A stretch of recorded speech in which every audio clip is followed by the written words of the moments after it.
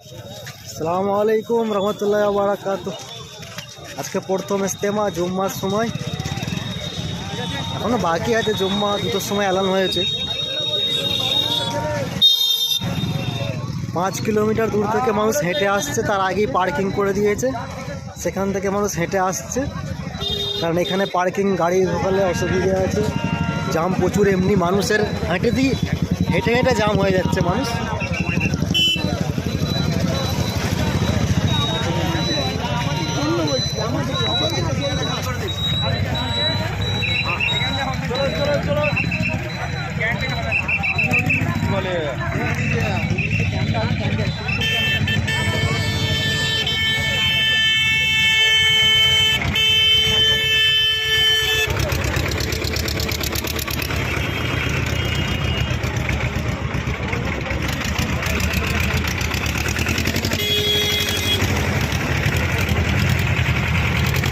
মালের গাড়ি,